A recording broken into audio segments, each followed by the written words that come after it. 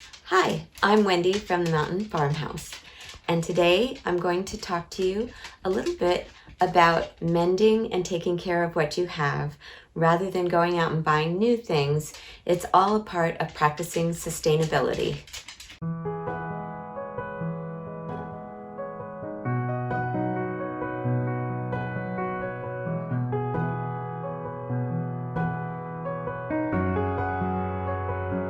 This happens to be one of my favorite quilts, bedspreads. This is one of my favorite animals. Uh, and over time, it has gotten worn in places, so I made some repairs, and I'd like to show you how I did that. Now, I know some people might say, oh, if it's getting worn out, get rid of it, get a new one, but I like to try to preserve what I have. In the Great Depression, where my parents were children, there was a saying, use it up, wear it out, make it do, or do without. And I'm trying to make it do by mending the holes that started to develop. Now, it's all cotton. It's hard to replace something that's made of good quality materials like this. So that's one of the reasons that I wanted to do this. Plus, I just love it. It's comfortable and it's a good weight for all year round. And well, here you could see, this is some of the finished product. We're doing something called visible mending here, and then I have some not so obvious places where I put patches, and I did more of a darning type of stitch like you would when you repair socks. So without further ado, let's get started. Okay, so here's one of the spots in question. It's a big hole. Well, it's not that big. Okay, I'll put my hand next to it. You can see that it's a good enough size. So I have to clean this area up and add fabric. Second, we have this other spot that hasn't got a hole that went right through it, but it's wearing away, you can see, and I need to fix that one too. In this area, I think I'm going to just use a thick, strong thread.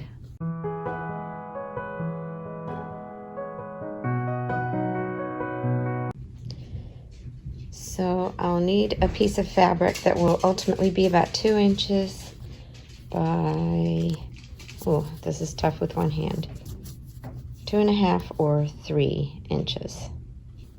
I'm a little bit out of order in these steps, but I did wash, dry, and now I'm pressing the fabric for when I make a patch. But first I'm going to darn a different hole.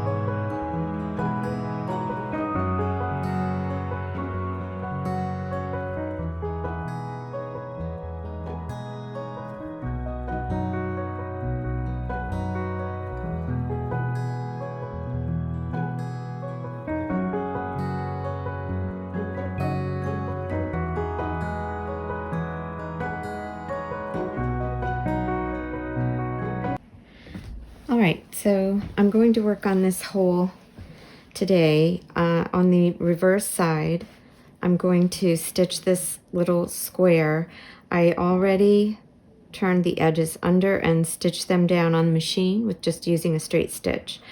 That way it'll have a finished edge, because as you can see, if I turn it over on the back, it's really quite gnarly looking.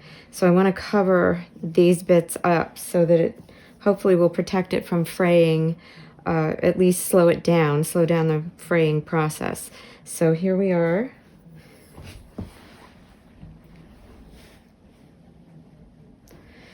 And I'll just stitch it on.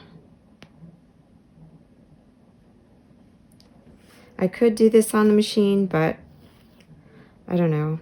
I just felt like it would work better if I did it by hand.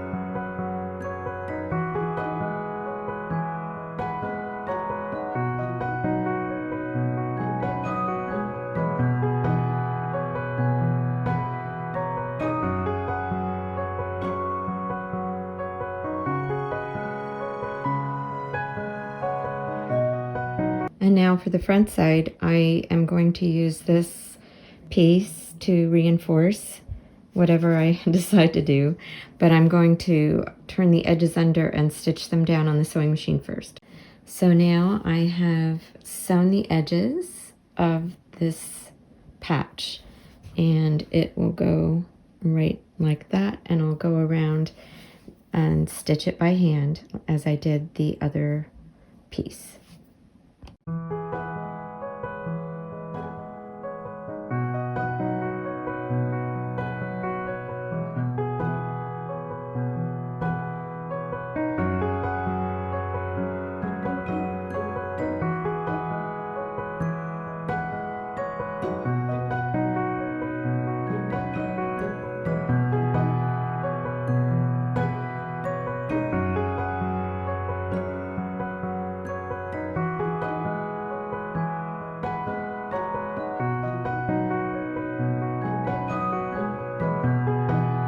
So now, because I've discovered this extended outside of the square here that I stitched on, I'm going to do something similar to what I did on the front on that other hole, which is right here with the embroidery floss, and kind of do like a darning situation.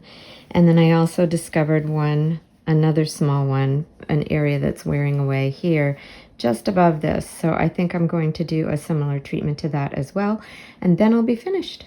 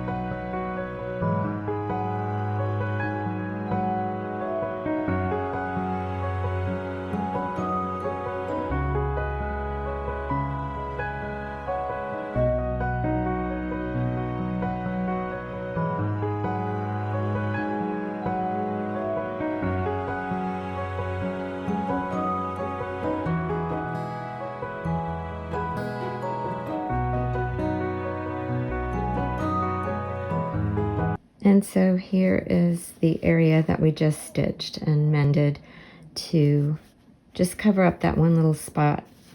And this is on the back of the quilt. So now we're just going to finish up that tiny spot on the front.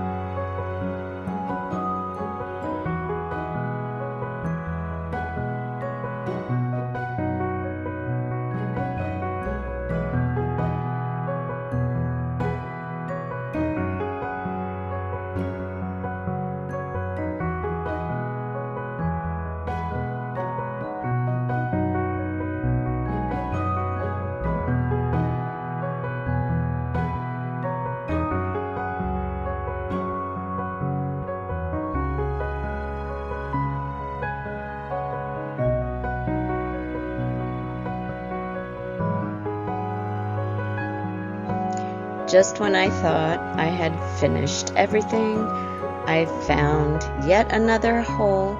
So here I am cutting out a contrasting fabric in the shape of a heart. This is on the back side of the quilt, and I don't know, I think it looks kind of cute.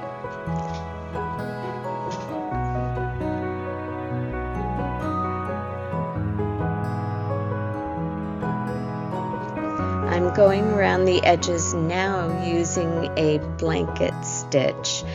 When I sewed the other patches down, I just used a regular whip stitch.